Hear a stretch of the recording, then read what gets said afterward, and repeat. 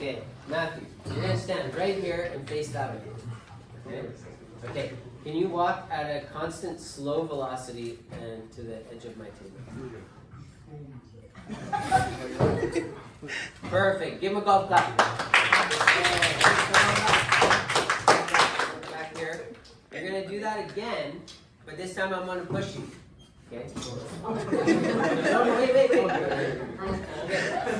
I'm going to push Matthew that way. Where do you think he's going to go? Straight. Sideways. Okay, you ready? Okay, go.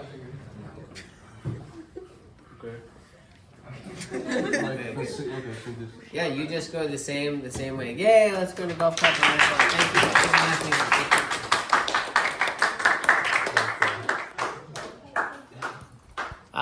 Matthew ended up walking in. Did he walk straight this way? No. Did he walk straight the way I was pushing? No. Which direction did he go? He ended up going he didn't go straight and he didn't go the way I was pushing. He went kind of on a diagonal, right? And this is how vectors work. Hold up your right hand. Repeat after me. Independent vectors.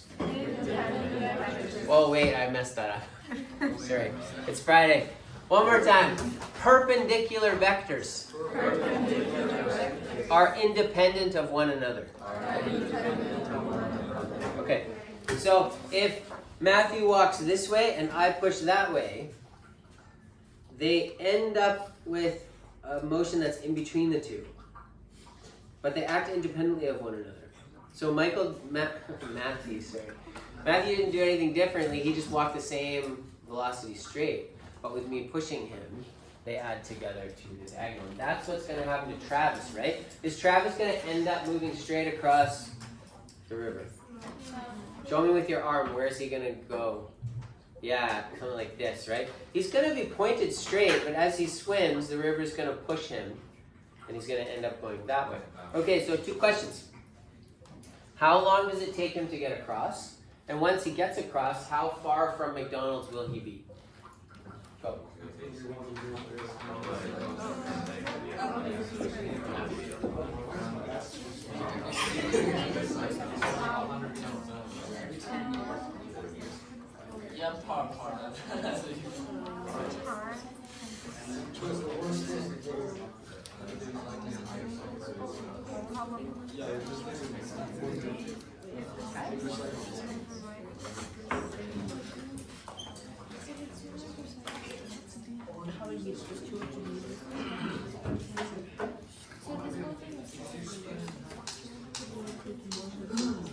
To find the time, what equation will we use?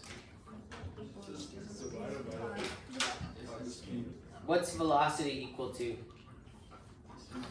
He's swimming at a constant velocity. So V equals, Yuma? Very good. Give her a golf clap. So V equals D over T.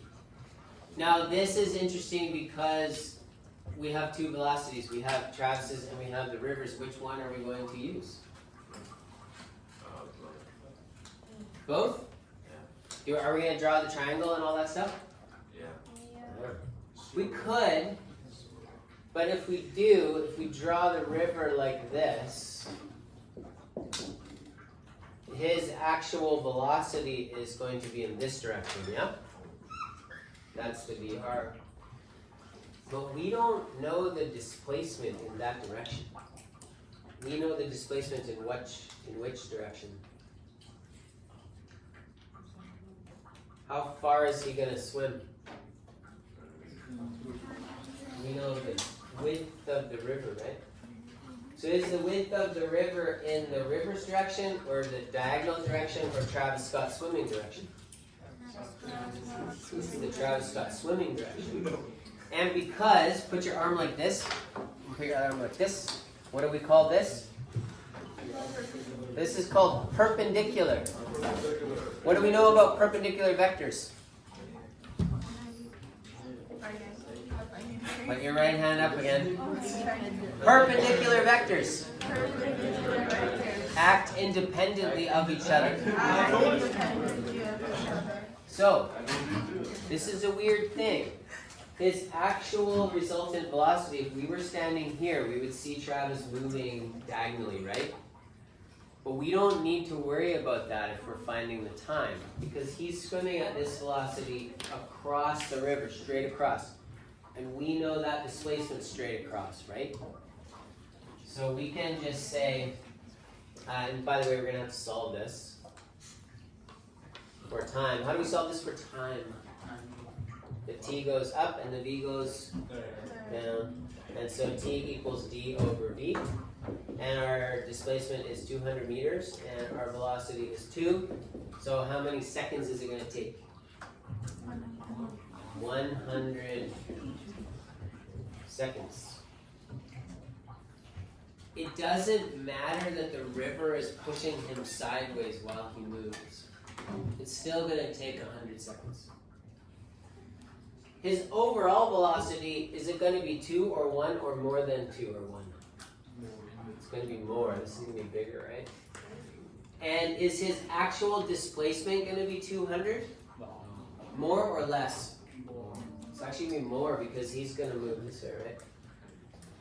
But that doesn't matter because the perpendicular vectors are independent of one another. So this 2 meters per second is fine. We can use it if we know that displacement in that direction. So we do that displacement over his speed, and we get 100 seconds. So it takes him 100 seconds to get across. If we know the time, how can we find out how far the river has pushed him down?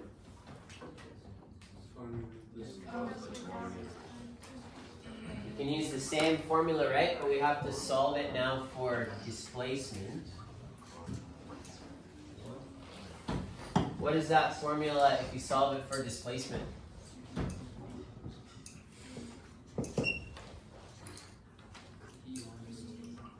We started with d equals d over v, right? I gotta get rid of the v. Where do I put it? Okay. I'm gonna move the v up here. So this is d times t. So for the river, is the river 1 or 2 or more? What's the river's velocity? 1 meter per second. Yeah, just 1 meter per second. And we're going to multiply that by what time? The 100 seconds, right? And what's 1 times 100? So he's going to end up 100 meters downstream from the McDonald's.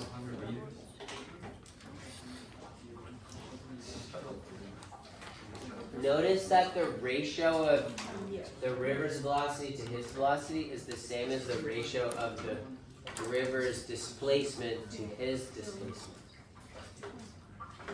So he's going to end up going downstream and he's going to end up 100 meters from McDonald's, and it's going to take him 100 seconds to get there.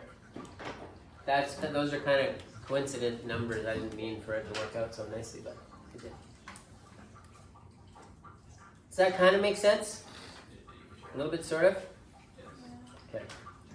I'm going to give you a quiz at some point, not the next class, because we're going to work on our lab and stuff. You will be doing a design lab using this. Yeah, this is a ramp. You can use a ramp and you can have a rolly cart there, go down it. And we're going to talk a little bit about the vectors involved in ramps. So you can use some stacks. Just go down. And we're going to use that to look at acceleration. And you can also use these. These are air tracks. They're like an air hockey table. They blow air out. And you can have a rider go down with very little friction. How many of you downloaded Logger Pro? Did I post it? No. Yeah, you did. Thank you very much. But you said it was useful. Like you didn't have to. Yeah, you don't have to, but if you can, it's really handy for doing a lab because you can do a video on your phone.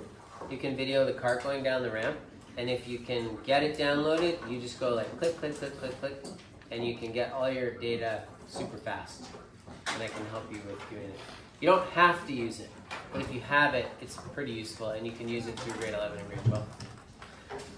I will talk more about that lab next day, and we'll start that, and then probably in 1 or 2 classes after that, we'll have a quiz on vectors. It's okay, Siham. It'll be fine. Have a wonderful weekend, and I will see you. Oh wait, next week is Pro D, right? Yeah. So we will not have class next week. Because Pro D. Yeah, I guess so. Yeah.